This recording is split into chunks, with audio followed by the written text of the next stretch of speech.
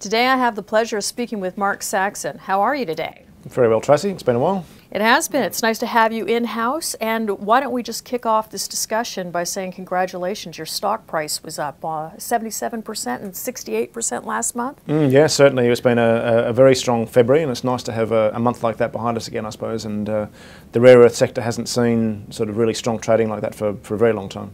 Well, you know, what's interesting to me is it seems to be the rare earths and critical materials right across the board, and you have tungsten as well, which is technically a critical material. I guess, yeah, we've seen the markets reawaken, and perhaps it's a new year, and perhaps it's a start of a new cycle. I'm not sure which one, but certainly for our stock in particular, price was up on very strong volume, which, yeah, obviously augurs well for the next few months. For all of the InvestorIntel audience that's currently watching the news out of China, of course, there's a huge demand, or the prices have definitely been rising aggressively in both terbium and dysprosium, yes? Yeah, certainly they have, and I guess the news from China is very positive for those metals, and it's about time. The prices have been falling for a while, then stabilising, and so we've now seen some lift in the prices, and certainly Tasman has a great opportunity to be a large supplier of both those metals. Tasman, of course, has got two of the largest projects in heavy rare earths in the world, and you just put out your pre-feasibility study. Can you please give us an update? So we've just published the pre-feasibility study, Tracy, for our Norra Kärr project, which is Tasman's flagship, and obviously, as I think we said, it's in Sweden. It's got great infrastructure. It's a very large deposit, and we have done the pre-feasibility on a 20-year mine life, although it's a very much larger than that. I guess the key thing in our pre-feasibility, we've focused on having a very simple processing flow sheet. So the technology and the chemicals that are required are very simple, are used widely in Sweden today.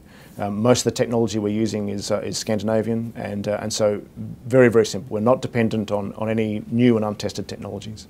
So that means that there's a very high level of trust in the process. The financials are good. The rate of return is 20% after tax. The capex is 375 million. So it's very achievable in the current market, and certainly that's one of the lowest capexes for a major dysprosium producing project. Of course, you were one of the primary 7 rare earth companies in 2008, 2009, and you're still standing here in 2015. We see a rare earth price turnaround and market turnaround. Do you see that as well? Certainly, I think we're really on the verge of that now, and really, what we've witnessed is the birth of an industry, and so pricing has been uncertain, the market's been uncertain. We saw the amazing expansion in the number of companies, but really that's behind us now, and as we move forward, it's going to be a far more stable and sensible business. It's going to be a few surviving companies, and Tasman will be one of those, and I think all of those companies have an opportunity, and so as we move forward, I think we'll see prices rising steadily at a rate that both producers like ourselves and the consumers can bear, and I think we'll find the industry will fall into a balance that really is required. And of course, for all of you out there in InvestorIntel that continue to write emails saying, why does Jack keep recommending Tasman? I'd like to draw your attention to the fact that Christopher Ecclestone continually recommends Tasman as well. So what should we expect, say, in the next 2 quarters? Yeah, certainly with the pre-feasibility behind us now, and we'll be publishing the 43-101 very soon.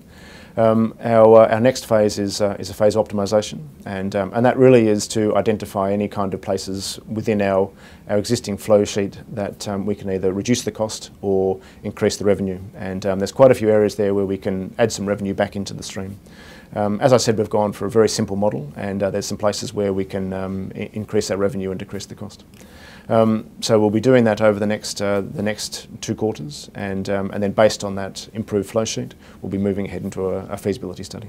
And while we have you here in the office, can you talk to me a little bit more about your metallurgy? I don't think, you know, everybody maybe appreciates what a superior heavy rare earth deposit that you actually have. Would you mind backing up and providing a little bit of an overview on this? Yeah, certainly. The metallurgy has been and continues to be a key for all rare earth companies, and tons and grade in the ground is important, but it doesn't compare to the metallurgy.